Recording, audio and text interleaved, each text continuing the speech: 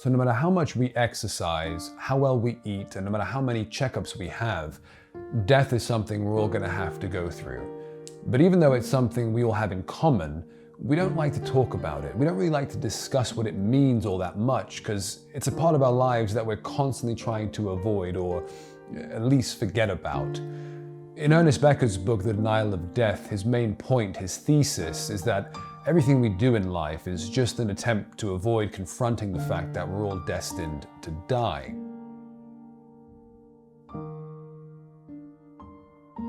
So whether we're talking about the amount of time and energy we spend building something like our careers, a business, a charity, or a sports legacy, to falling in love or to following a specific religion, when we get to the bottom of what all these activities are really doing for us, it turns out that they're all just coping mechanisms that keep us busy and help us avoid confronting the terror of our approaching death.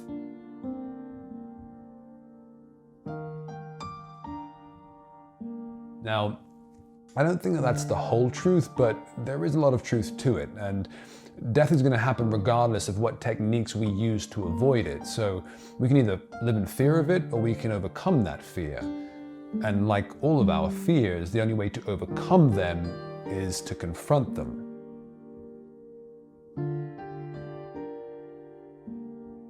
So fundamentally, the only reason we're scared of death is because most of us don't know what's on the other side of the death experience. So we're scared of it because we're scared of the unknown. But what if we actually know more about the death experience than we give ourselves credit for? What if death is actually something we're very familiar with and something we've already gone through more than once in our lifetime?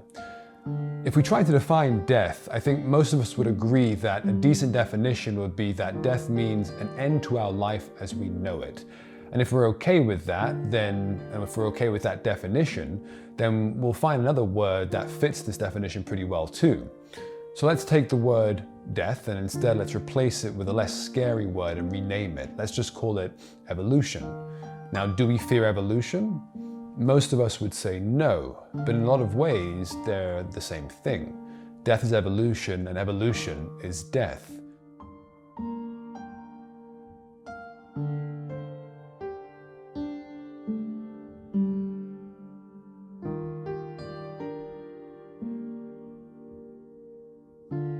When we evolve, we're moving from one form of being that we know and understand into another form of being that we don't know and don't understand. Take the evolution of a child to adulthood. When a child's 4 years old, they can't even begin to imagine what life's going to be like when they become an adult. But one thing's for sure, once we reach adulthood, that child is no longer around. We've evolved from that child, so essentially, that child is dead. You see, there is no death in the traditional sense of the word. There's only growth and evolution. We've been dying over and over again in our lifetimes already. The person who we were 5 years ago or 10 years ago is dead. Psychologically, physically, emotionally, intellectually, spiritually. We've evolved from that person. I mean, that's why it's so much fun to look back at our old photos, because when we look back, we're not just surprised at the way that we used to style our hair or the funny clothes that we used to wear. If we really think about it, we're taken back by the fact that the person in that old photo is a different person from who we are today. That person no longer exists. We've evolved from that person, and because of that, that person is dead.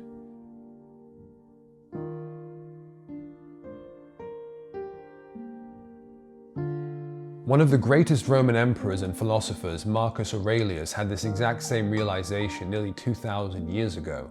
In his personal notes to himself, he wrote that the termination of activity, cessation from movement and opinion, and in a sense, death, is no evil. Turn your thoughts now to the consideration of your life as a child, as a youth, your manhood, your old age, for in these also every change was a death. Is this anything to fear? In like manner, then neither are the termination and cessation of your whole life a thing to be afraid of.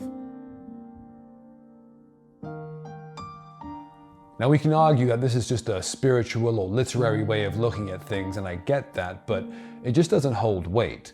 Even scientifically speaking, the person we were years ago is not the person we are today. We're physically not the same material. The cells that made us who we were 10 years ago are different from the cells that make us who we are today. Our mind and body are not the same mind and body that we had 10 years ago. So without any metaphysical ideas here, today we are literally different. That old body is dead. And what's left is this next stage of you, this next phase of the evolution of you. So our fear of death at the end of life is the same thing. And just like all evolution, we just can't see past the event, so we're afraid of it. But it's no different than all the deaths we've already gone through from childhood up until now. The first law of thermodynamics reminds us that energy can't be created or destroyed. It can only be transferred or transformed from one form to another. So why wouldn't these laws apply to us as well? They say life begins where fear ends. We hear this from self-help people all the time, and it makes sense. So why wouldn't it also be true for our fear of death as well?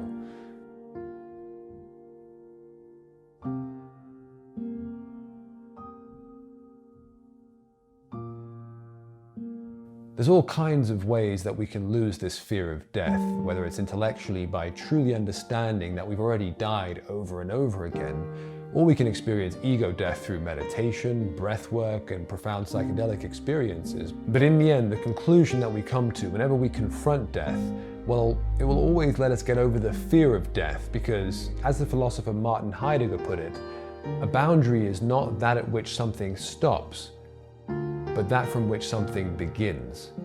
And if the universe is infinite and we're a part of that universe, then why shouldn't we be infinite in some way as well?